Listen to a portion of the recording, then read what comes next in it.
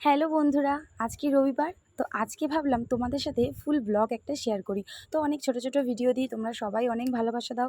তো ভাবলাম তোমাদের সাথে একটু ফুল ভিডিও শেয়ার করি। তো দেখো সকালবেলা, যেহেতু আজকে রবিবার, তো একটু ভিডিওটা করাটা সুবিধা হবে, কারণ অন্য দিনটা হয় না, ছেলে স্কুল থাকে। তো আজকের দিনটা ভাবলাম তোমাদের সাথে একটু শেয়ার করি। তো রবিবার দিনটা না অনেক কাজ থাকে, জানো তো, ছেলের স্কুল ড্রেস ধোয়া, জুতো ধোয়া থাকে, আরও অনেক ধোয়া কাজ থাকে।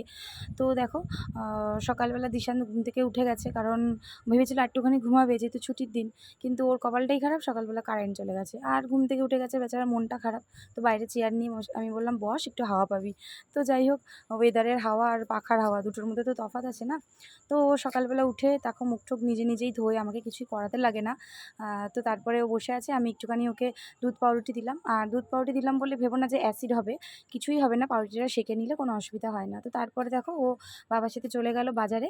রবিবার দিনটা ওদের এটা মেন কাজ থাকে যে বাবার সাথে ওকে বাজারে যেতেই হবে। আর একদম আসবো অনেকটা দেরি করে, তো অনেকটাই হাতে সময় আছে। এখন আমি একটুখানি ঘরের কাজটা করিনি, বাসি বিছানাটা এখন তুলতে হলো, কারণ যতক্ষণ না ওরা বেরায় ততক্ষণ আমি বিছানার কিছুই করতে পারি না।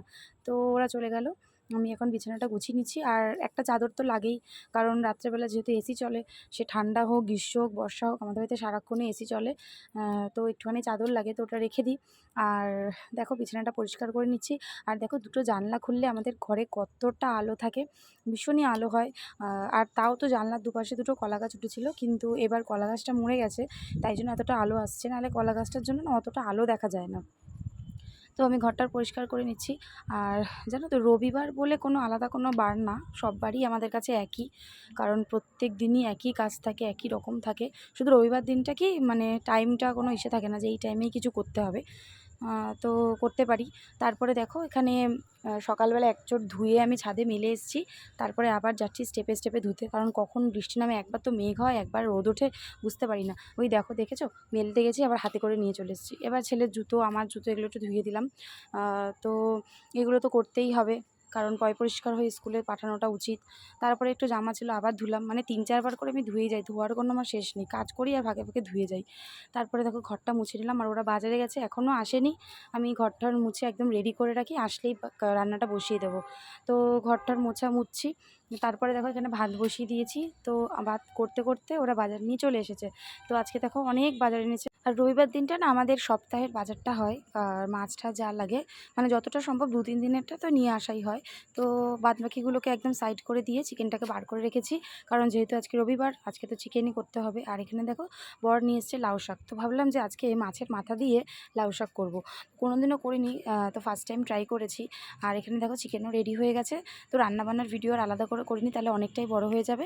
তো রান্নাবান্না করে একদম গ্যাস ফ্যাস মুছে বাসন ধোয়া হয়ে গেছে, তারপর শ্বশুরকে খেতে দিয়ে দিয়েছি, তারপরে বাপ্পা খেয়ে নিয়েছে।